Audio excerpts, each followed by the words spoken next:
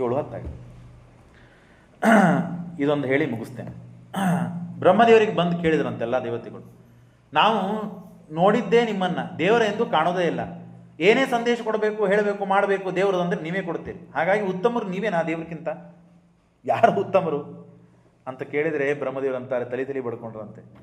ಏನೋ ನಾನಂದ್ರೆ ಏನು ತಿಳ್ಕೊಂಡು, ನಾನೊಂದು ಸಣ್ಣ ಗೊಂಬೆ ದೇವರ ಕೈಯಲ್ಲಿ, ಬಾಲಕ್ರೀಡನ ಕೈಯಲ್ಲಿ ಯದ್ವತ್ ಕ್ರೀಡತೆ ಸ್ಮಾಭಿರಚ್ಯುತಃ. ಬ್ರಹ್ಮದೇವರು ಹೇಳಿಕತ್ತಾರೆ ಈ ಮಾತನ್ನು. ಈದೃಶಾನಂತ ಸಂಖ್ಯಾನಾಂ ಶಿವಾನಾಂ ಬ್ರಹ್ಮಣಾಪಿ ಯಮಾಯಾಪಿ ಯದ್ವಿಕ್ಷಾ ವಿನಾನ ಚಲಿತುಂಬಲಂ ನ ಚ ಜ್ಞಾನಾದಯೋ ಭಾವ ನ ಚಾಸ್ತಿತ್ವಮಪಿ ಕ್ವಚಿತ. ಅಸ್ತಿತ್ವ ಇಲ್ಲಂತೆ. ಕಲ್ಲು ಬೇರೆ ಅಲ್ಲ, ಬ್ರಹ್ಮದೇವರು ಬೇರೆ ಅಲ್ಲ. ದೇವರ ಅನುಗ್ರಹ ಲಕ್ಷ್ಮೀದೇವಿ ಮೊದಲು ಮಾಡಿಕೊಂಡು, ದೇವರ ಅನುಗ್ರಹ ಲಕ್ಷ್ಮೀದೇವಿಗೂ ಇಲ್ಲ ಅಂದ್ರೆ ಲಕ್ಷ್ಮೀದೇವಿ ಕಲ್ಲಾಗ್ಬಿಡ್ತಾಳಂತ. ಅಂದಮೇಲೆ ನಾವೆಲ್ಲ ಎಲ್ಲಿ? ಸಣ್ಣ ಹುಡುಗ ಎಲ್ಲಿವರೆಗೆ ತನಗೆ ಆಟಿಕೆ ಸಾಮಾನು ಇಷ್ಟ ಆಗ್ತದೆ ಅಲ್ಲಿವರೆಗೆ ಇಟ್ಕೊಂಡು ಆಟ ಆಡ್ತಾ ಇರ್ತಾನೆ. ಯಾವಾಗ ಅದಕ್ಕೆ ಬೇಡ ಅಂತ ಆಗ್ತದೆ ಎತ್ತಿ ಹೋಗಿಬಿಡ್ತಾನೆ. ಎಷ್ಟೇ ಕಿಮ್ಮತ್ತಿರಲಿ ಅದು ಪದಾರ್ಥಕ್ಕೆ. ನೀವು 3,000 ರೂಪಾಯಿ ಕೊಟ್ಟು ತೊಗೊಂಬರ್ರಿ, 4,000 ರೂಪಾಯಿ ಕೊಟ್ಟು ತೊಗೊಂಬರ್ರಿ, ರಿಮೋಟ್ ತೊಗೊಂಬರ್ರಿ, ಕೀಲಿ ತೊಗೊಂಬರ್ರಿ, ಬೇಕಾದ ತೊಗೊಂಬರ್ರಿ, ನಿಮಗೆ ಗೊತ್ತಿದೆ ಅದರ ಹಣದ ಬೆಲೆ. ಆದರೆ ಕೂಸು ಅದಕ್ಕೆಲ್ಲ ವಿಚಾರ ಮಾಡೋದು, ಎತ್ತಿ ಹೋಗಿಬಿಡ್ತದೆ. ಆ ಪರಿಸ್ಥಿತಿ ಇದೆ ನಂದು ದೇವರ ಮುಂದೆ. ಯಾವಾಗ ದೇವರು ಮನಸ್ಸು ಮಾಡಿ, ಈಗನ ಕೇಳಿದ್ವಿಲ್ಲ ನಾವು, ದೇವರು ಬ್ರಹ್ಮದೇವರನ್ನು ಕೊಂದು ಚರ್ಮ ಸುಲಿದು ತಲೆಗೆ ಪಟ್ಟಿಯನ್ನಾಗಿ ಕಟ್ಕೊಳ್ತಾನೆ ತನ್ನ ಅಲಂಕಾರಕ್ಕಂತ ಹೇಳಿ. ಆ ಪ್ರಳಯ ಕಾಲದಲ್ಲಿ ಅದು ರುದ್ರ ರೂಪ ಪರಮಾತ್ಮನೊಂದು, ನರಸಿಂಹದೇವರ ರೂಪ ಇಟ್ಟು ಪರಮಾತ್ಮನ ವೈಭವ ಇದೆ. ನಾನೆಲ್ಲಿ? ಆದರೆ ಪರಮಾತ್ಮ ಈ ಸ್ಥಾನವನ್ನು ಕೊಟ್ಟಿದ್ದಾನೆ. ಯಾಕೆ ಗೊತ್ತಾ? ಬ್ರಹ್ಮದೇವರು ಅತ್ಯಂತ ಗಟ್ಟಿ ಧ್ವನಿಯಿಂದ, ವಿಶ್ವಾಸದಿಂದ, ಯಾವ ಸಂಕೋಚ ಮಾಡದೇನೆ ಈ ದೇವತೆಗಳಿಗೆ ಈ ಮಾತನ್ನು ಹೇಳ್ತಾರಂತ. ಯಾಕೆ ಈ ದೇವರ ಸ್ಥಾನ ಕೊಟ್ಟಿದ್ದಾನೆ ಗೊತ್ತಾ ನನಗೆ? ನ ಭಾರತೀ ಮೇಂಗ ಮೃಷೋಪಲಕ್ಷತೆ ನ ವೈಕ ಜಿನ್ಮೇ ಮನಸೋ ಮೃಷಾಗತಿ ನ ಮೇ ಋಷಿ ಕಾಣಿ ಪತಂತಿ ಸತ್ಪಥೆ ಯನ್ಮೇ ಹೃದೋತ್ಕಂಠ್ಯವತ ಧೃತೋ ಹರಿಹಿ. ನನ್ನ ಮನಸ್ಸು ಎಂದೂ ದೇವರನ್ನು ಬಿಟ್ಟು ಆಚೆ ಈಚೆ ಸರಿಯುವುದಿಲ್ಲ ಎಂದು, ಅನಾದಿ ಕಾಲದಿಂದ ಅನಂತ ಕಾಲದವರೆಗೆ. ಹಾಗಾಗಿ ದೇವರು ಮನಸ್ಸು ಮಾಡಿದ್ದಾನೆ, ಅವನ ಇಚ್ಛೆ ಇದೆ, ಕೊಟ್ಟಿದ್ದಾನೆ ಅಂತನ್ನೋದೇ ಪ್ರಧಾನ. ಆದರೂ ನನಗೆ ಯಾಕೆ ಕೊಟ್ಟಿದ್ದಾನೆ ಅಂದರೆ, ನನ್ನ ಮನಸ್ಸು ಎಂದೂ ದೇವರನ್ನು ಬಿಟ್ಟು ಅಳಗಾಡುವುದಿಲ್ಲ, ಎಂದೂ ಅಳಗಾಡಿಲ್ಲ, ಮುಂದೂ ಅಳಗಾಡುವುದಿಲ್ಲ. ನನ್ನ ಋಷಿಕಾಣಿ, ನನ್ನ ಇಂದ್ರಿಯಗಳು ಎಂದೂ ತಪ್ಪು ಕೆಲಸ ಮಾಡುವುದಿಲ್ಲ. ಈ ಧೈರ್ಯ ಇದೆ ನಮಗೆ ಹೇಳ್ಕೊಳ್ಳಿಕ್ಕೆ. ಬ್ರಹ್ಮದೇವರು ಹೇಳ್ತಾರೆ, ಎಂದೂ ನನ್ನ ಇಂದ್ರಿಯಗಳು, ನನ್ನ ಮನಸ್ಸು ದೇವರನ್ನು ಬಿಟ್ಟು ಅಥವಾ ಬೇರೆ ಕೆಲಸಗಳಲ್ಲಿ ತಪ್ಪು ಕೆಲಸ ಮಾಡಬೇಕು ಅಂತ ಪ್ರವೃತ್ತಿ ಇಂದ್ರಿಯಗಳಿಗೆ ಬಂದಿಲ್ಲ. ದೇವರನ್ನು ಸದಾ ಕಾಲ ಧ್ಯಾನ ಮಾಡ್ತೇನೆ. ನಾನು ರುಜು, ನೆಟ್ಟಗನೇ ಇದ್ದವನು, ಯಾವ ದೋಷಗಳು ಇಲ್ಲ ನನಗೆ, ಅಂಥ ಸ್ವಭಾವದವನು, ಅಂಥ ಉತ್ತಮ ಜೀವ ನಾನು. ಹಾಗಾಗಿ ದೇವರ ಅನುಗ್ರಹ ನನ್ನ ಮೇಲೆ ಇದೇ ಅನುಸಲವಾಗಿ ಎಲ್ಲ ಬಂದಿದೆ ಅಂತ ಹೇಳಿ ಬ್ರಹ್ಮದೇವರು ತಾವು ಹೇಳಿ, ಬ್ರಹ್ಮದೇವರು ನನ್ನ ಪರಿಸ್ಥಿತಿ ಏನು ಅಂತ ಹೇಳಿದರಲ್ಲ, ಬ್ರಹ್ಮದೇವರು ತಾವು ಹುಟ್ಟಿದಾರಭ್ಯ ಇಲ್ಲಿವರೆಗೆ ಬ್ರಹ್ಮದೇವರ ಪರಿಸ್ಥಿತಿ ಏನಿದೆ ಅಂತ ಹೇಳ್ಕೊಳ್ತಾರೆ. ನಾನು ಹುಟ್ಟಿದೆ, ಪರಮಾತ್ಮನ ನಾಭಿಕಮಲದಿಂದ ಹುಟ್ಟಿದ ಮೇಲೆ ಎಲ್ಲ ಕಡೆ ಜಲರಾಶಿ, ಹೀಗೆ ಅಂಧಕಾರ, ಹೀಗೆ ಲೈಟ್ ಹೋಗಿ ಮಳೆ ಬಂದಿದೆಯಲ್ಲ, ಈ ಅಂಧಕಾರ ಇದ್ದಂತೆ ಇದಕ್ಕಿಂತ 1,000 ಪಟ್ಟು 1,00,000 ಪಟ್ಟು ಹೆಚ್ಚು ಅಂಧಕಾರ, ಏನೂ ಕಾಣ್ತಾ ಇಲ್ಲ. ಮೇಲೆ ತಳಗೆ ನೋಡಿದರೆ ನೀರು, ಮೇಲೆ ಸುತ್ತಮುತ್ತಲು ನೋಡಿದರೆ ಅಂಧಕಾರ. ನಾನು ಏನು ಮಾಡಲಿ? ಹಾಗಾಗಿ ಆ ಕಮಲ ಡೇಟಿನಲ್ಲಿ ಹೊಕ್ಕೊಂಡೆ. ಎಲ್ಲಿ ಹೋಗ್ತದಿದ್ದು, ಯಾರು ಸಿಗ್ತಾರೆ ನನಗೆ ಅಂತ ಹುಡುಕ್ತಾ ಹೋದೆ. ಯಾರೂ ಸಿಕ್ಕಿಲ್ಲ ನನಗೆ. ಹಾಗಾಗಿ ಹಾದಿ ತಪ್ಪಿಕೊಂಡು ಬಿಡ್ತೇನೇನು ಅಂತ ಹೇಳಿ ಮತ್ತೆ ಇದ್ದ ಸ್ಥಳಕ್ಕೇನೆ ಬರಬೇಕು ಅಂತ ಮೇಲೆ ಪದ್ಮದಲ್ಲಿ ಬಂದು ಕೂತೆ. ಭಾಳ ಹೊತ್ತಾದ ಮೇಲೆ ಯಾರೂ ಸಿಗಲಿಲ್ಲ. ಆವಾಗ ಒಂದು ಆಕಾಶವಾಣಿ ಆಯ್ತಂತೆ, ಏನು ನೀನು ತಪಸ್ಸು ಮಾಡು, ಒಗಟುವನ್ನು ಹೇಳಿದ್ದಾರೆ. ಸ್ಪರ್ಶೇಷು ಯಚ್ಚೋಡಶಮೇಕ ವಿಂಶಂ ನಿಷ್ಕಂಚನಾನಾಂ ನೃಪಯದ್ಧನಂ ವಿದುಃ ವಾಮಸಾನಯೋ ಸ್ಪರ್ಶ ಕಾದಯೋ ವಾಮಸಾನ ಸ್ಪರ್ಶ ಕಚಟತಪ 5 ವರ್ಗೀಯ ವ್ಯಂಜನಗಳಿವೆ. ಅದರಲ್ಲಿ 16ನೇದ್ದು 21ನೇದ್ದು ಜೊತೆ ಕುಡಿಸ್ಕೋ. 16ನೇದ್ದು ಯಾವುದು? ತ. 21ನೇದ್ದು ಯಾವುದು? ಪ. ಹಾಗಾಗಿ ಮಾಡು. 20, 16, 21 ಕೂಡಿಸಿಕೊಂಡು ಮಾಡು. ಏನು ಮಾಡು? ತಪಸ್ಸು ಮಾಡು. ನಾನು ಆಗಲೇ ಹೇಳಿದೆ, ಬ್ರಹ್ಮದೇವರು ದೇವರ ಮಗ, ಪುತ್ರನಾದರೂ ದೇವರು ನಾನು ಕಾಣ್ಬಿಡ್ತೀನಿ, ಆಪಿದ್ದೀನಿ ಬಾಪ ಅಂತ ಹೇಳಿ ಎಟ್ಕೊಂಡು ಓಡಾಡಲಿಲ್ಲ ದೇವರು. ನಾ ಕಾಣಬೇಕು, ನನ್ನ ವ್ಯಕ್ತಿತ್ವ ಎಂಥದ್ದು, ನಾನೇನು ನಿನಗೆ ಗೊತ್ತಾಗಬೇಕು. ಸರಳ ನೀನು ಸಿಗ್ತೇನೆ ಅಂತ ತಿಳ್ಕೊಬೇಡ, ನಾನು ಆಸ್ತಿ ಸಿಗ್ತದಂತ ತಿಳ್ಕೊಬೇಡ ನೀನು ಅಂತ ಹೇಳಿ 1000 ವರ್ಷಗಳ ಕಾಲ ಬ್ರಹ್ಮದೇವರಿಂದ ತಪಸ್ಸು ಮಾಡಿಸಿದ್ದಾನೆ ಭಗವಂತ. ಅನಂತರದಲ್ಲಿ ದೇವರು ಬ್ರಹ್ಮದೇವರಿಗೆ ದರ್ಶನ ಕೊಟ್ಟ. ಅದು ದರ್ಶನ ಅಂದರೆ ಅದ್ಭುತ. ಮೋಕ್ಷದಲ್ಲಿ ಇದ್ದ ಚತುರ್ಮೂರ್ತಿಯ ವಾಸುದೇವನ ದರ್ಶನವನ್ನು ಕೊಟ್ಟಿದ್ದಾನೆ ಭಗವಂತ. ಕೊಟ್ಟು ಪರಮಾತ್ಮ ನಿನಗೆ ಉಪದೇಶ ಮಾಡ್ತೀನಿ ಅಂತ ಹೇಳಿ ಸಮಗ್ರ ಅನಂತವಾದ ವೇದಗಳನ್ನು, ಚತುಶ್ಲೋಕಿ ಭಾಗವತವನ್ನು, ಎಲ್ಲ ಭಾಗವತದ ಸಾರ ಈ 4 ಶ್ಲೋಕಗಳಲ್ಲಿದೆ ಅಂತೆ. ಅಂಥ ಚತುಶ್ಲೋಕಿಯಾದ ಭಾಗವತವನ್ನು ಉಪದೇಶ ಮಾಡಿ ಈ ಭಾಗವತದಲ್ಲಿ ಇದ್ದದ್ದು ಏನು, ಲಕ್ಷಣಗಳು ಯಾವುದು, ಸರ್ಗ ವಿಸರ್ಗ ಸ್ಥಾನಂ ಪೋಷಣಂ ಊತಯ ಮನ್ವಂತರ ಈಶಕಥ ನಿರೋಧ ಮುಕ್ತಿ ಆಶ್ರಯ ಅಂತ 10 ಲಕ್ಷಣಗಳಿವೆ ಭಾಗವತಕ್ಕೆ. ಅದರಲ್ಲಿ ಮುಕ್ತಿಗೆ ಆಶ್ರಯನ ಅದು ಭಗವಂತ. ಆ ಭಗವಂತನೇ ಈ ಪ್ರಪಂಚವನ್ನು ನಿರ್ಮಾಣ ಮಾಡಿದ್ದು. ಮತ್ತೆ ಅದನ್ನೇ ಹೇಳಿ ಮುಂದೆ ಭಗವಂತ ಆ ಬ್ರಹ್ಮದೇವರಿಂದ ಸೃಷ್ಟಿಯನ್ನು ಮಾಡಿಸ್ತಾನೆ. ಆ ಸೃಷ್ಟಿನೂ ಅದ್ಭುತವಾದ ವಿಷಯನೇ. 5 ಸ್ಕಂದದವರೆಗೆ ಭಾಗವತ ಕಬ್ಬಿಣದ ಕಡ್ಲೆ, ಸುಮ್ಮನೆ ಮೇಲಿನ ಕಥೆಗಳನ್ನು ಹೇಳ್ತಾ ಹೋಗ್ತೀವಿ. ಈ ನಾವು ನೋಡಿದ್ರೊಳಗೂ ಕೇಳಿದ್ರೊಳಗೂ ಸ್ವಲ್ಪ ಹೇಳುವ ಪ್ರಸಂಗ ಬಂತು, ಒಂದು ತಾಸಿನಲ್ಲಿ ಎಷ್ಟು ಸಾಧ್ಯವಿದೆಯೋ ಅಷ್ಟು. ಹಾಗಾಗಿ ನೀವು ಹೆಚ್ಚಿನ ಉತ್ಸಾಹವನ್ನು ತೋರಿಸಿದರೆ ಮತ್ತೆ ನಾಳೆ ಈ ವಿಷಯವನ್ನು ಮುಂದೆ ಮಾಡಬಹುದು. ಇಲ್ಲದೇ ಇದ್ದರೆ ಮತ್ತೆ ಕಥಾ ಪ್ರಾರಂಭ ಮಾಡ್ತೇನೆ. ಶ್ರೀಕೃಷ್ಣಾರ್ಪಣಮಸ್ತು. ಯಸ್ಸರ್ವಗುಣ ಸಂಪೂರ್ಣ ಸರ್ವದೋಷ ವಿವರ್ಜಿತ ಪ್ರಿಯತಾಂ ಪ್ರೀತ ಏವಾಲಂ ವಿಷ್ಣೋರ್ಮೇ ಪರಮಸೃಹತ್.